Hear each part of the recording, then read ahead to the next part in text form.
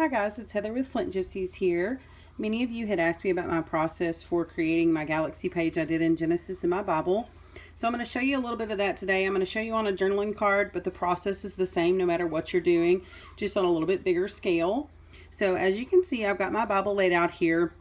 And this is a really simple process. It takes a little bit of time, but it's not at all hard. So I'm going to move my Bible and I'm going to show you what you can do on your own. I'm starting out with just a basic journaling card.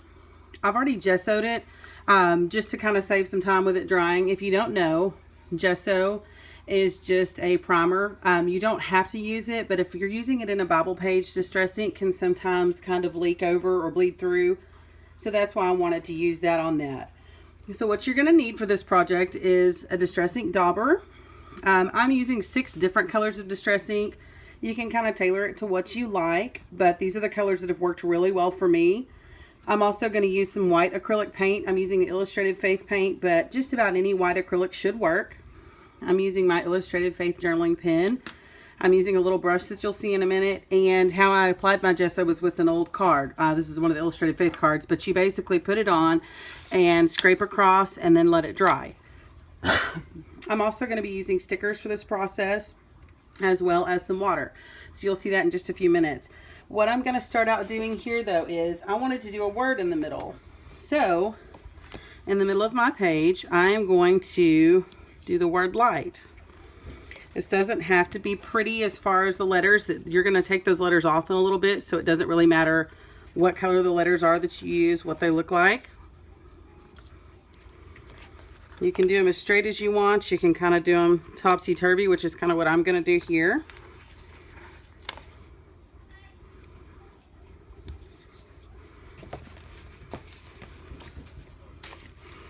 Okay, so you get those letters on.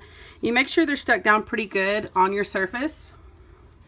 Following that, I'm going to start out with my yellow. Right now I'm using mustard seed as the color. And you're going to take your little dauber on the bottom, and you're going to just kind of blot it. Get quite a bit of ink on there. And then you're going to start out in your corners. And you can see that gesso makes it a lot darker than it normally would be. But I'm just going to daub in the corners. Once I get my corners done, I'm also going to go back through the middle some and try to make some concentrated spots. So you can kind of see that. I'm going to do a little bit more over here too by the L and the I. So for now, that's all I'm going to do in the yellow. I may come back and decide to do more later, but for now, that's all I'm going to do. Then I'm going to go in with my picked raspberry. It's a real good vibrant color. It makes a really, really good effect in the middle of your galaxy. So I'm going to do it pretty heavy because I want it to be good and vibrant. I'm going to take it on out to the edge too. I'm going to fill in over here with it. I'm going to do some along the bottom. I'm also going to do some on the side there, and I'm going to come back and fill a little bit more in here too. I'm okay if it bleeds over and kind of makes that orange color. That's fine. It'll just look even neater when we get done in a minute. And then I'm going to come in with Salty Ocean. This is just to kind of give it a little bit more of that galaxy effect.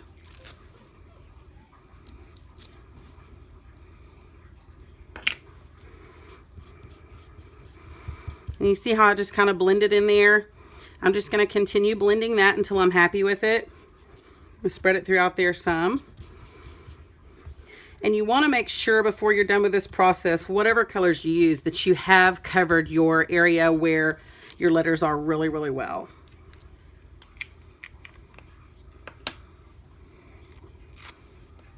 And because I like the purple so well, I'm going to come in very sparse, but I'm going to come in with some purple. And the purple I'm using is called Wilted Violet. So I'm going to come right through here. And I'm going to go pretty concentrated since I've already used quite a bit of color through there, just to make sure it shows up good. And I might add a little bit on the sides too, just for good measure. Not a lot, just some here and there.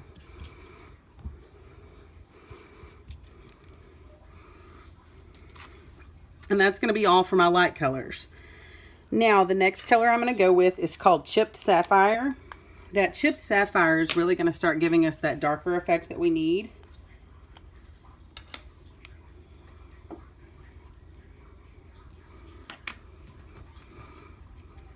And I'm going to start out in the corners with it. And I'm just going to lightly brush it around the corners first.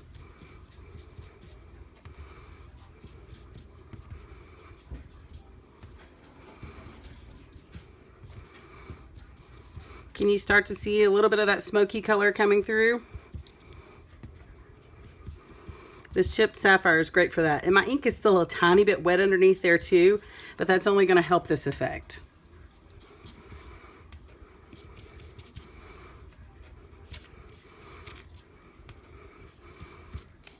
So I've got a decent concentration around the sides. It's kind of made a little bit of a spot where my fingers were, so I'm going to go back in and fix that a little bit. And then I'm going to go through the middle and do a little bit of the same effect again. I'm just going to lightly brush over some of that just to kind of muddle those colors a little bit. I'm going to leave it like that. Right now it kind of looks like a muddy mess. I'm going to let that dry for just a second. And I'm going to go in with my last Distress ink color, which in this case is Black Soot.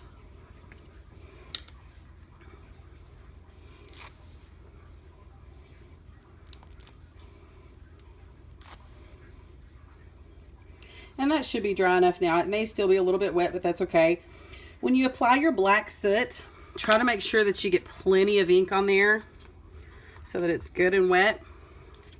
And you're going to want to focus real heavy on the corners at first. Get those corners good and dark.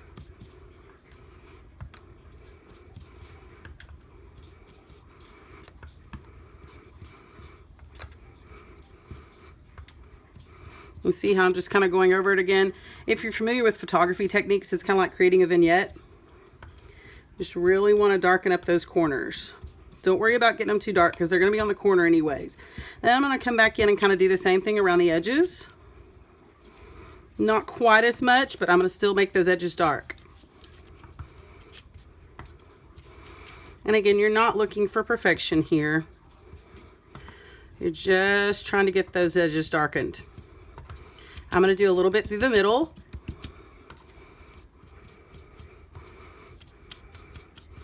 Just kind of lightly brush over it just to kind of mix those colors so there's not such stark black on the outside and then light in the middle.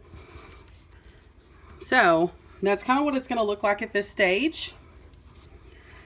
I'm going to take that and I'm going to let it dry for just a second. And because my next process is I'm going to outline my letters. Because in the end, we're going to peel these letters off, but you want those to be outlined. And if you outline afterwards, it's going to give you a real shaky hand, or it does me. I'm not real steady-handed. So I prefer to have those letters still on there. So if I write on anything, it's the letters that I'm fixing to peel off that I write on.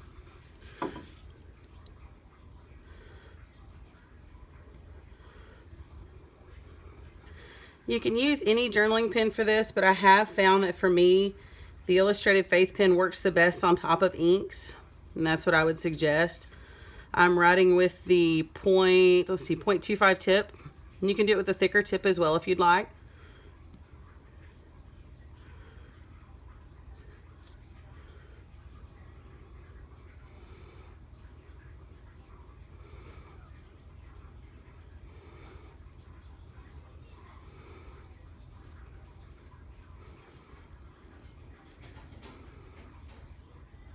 Okay, so I have all of my letters outlined, and I see here that I kind of made some fingerprints there. I'm just going to kind of go back in and smear those back in too. Now here's the next process we're going to do. Because Distress ink is water reactive, it will create a mottled effect if you put water on it. You want to do this very, very sparsely, but you're going to take a cup of water and kind of just lightly dip your fingertips in it. Not a lot, just a little bit, and you're going to kind of flick it on that. And you're going to leave it for just a second, and I'm going to do it a couple of times. Depending on how much mottled effect you want, you can do more or less. I'm going to leave that for just a minute. Let's scoot that back up a little bit more so you can see. And then I'm going to take a paper towel and I'm going to blot that. I'm not going to wipe it, I'm just going to blot it. And see that effect it created? I'm going to do just a pinch more, not a lot because I'm pretty happy with that concentration, but just a pinch more. And I'm going to go ahead and blot it pretty quickly because I don't want to let it soak through. This is the primary reason I gesso, especially if I'm going to do it in my Bible, because this step tends to wet the paper. And if you're one that doesn't like a lot of bleed through or wrinkling, the gesso will greatly help this step. So I'm going to let that dry for a second.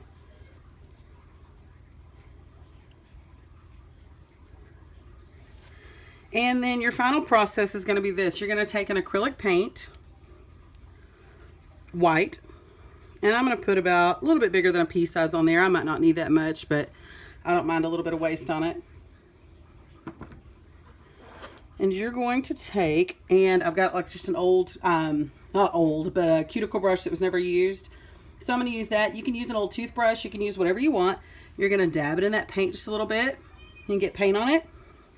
And you're going to take and splatter that and just flick it on there. This is kind of how you're going to get that star effect. I've got quite a bit on there, but I want some bigger stars, so I dipped it again. And there I'm going to lightly dab just at every now and then, just a little spot here and there, just for me. You might not want to do that. It's just how I like it to look. Now, you can either do your peeling of your letters before or after you do the acrylic paint. I did it after in this case because I didn't want to get a lot of acrylic paint where my letters are going to be afterwards. So you're going to just very carefully place your hands on there and you're going to peel those letters up.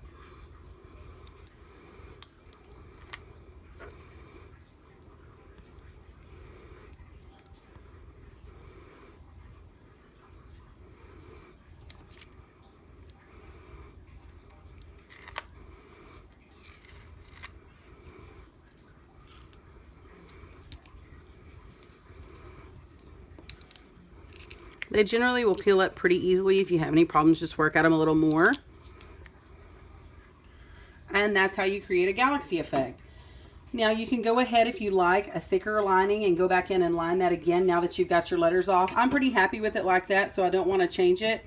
But that is how you do it. And I'm going to zoom in a little bit so you can see. And there is your galaxy effect. Hope you guys have enjoyed this. All of the products are available at Flint Gypsies out of Flint, Texas, as well as classes and workshops. If you'd like to, you can visit us on Facebook, facebook.com/Flint Gypsies. Thank you for watching and have a great night.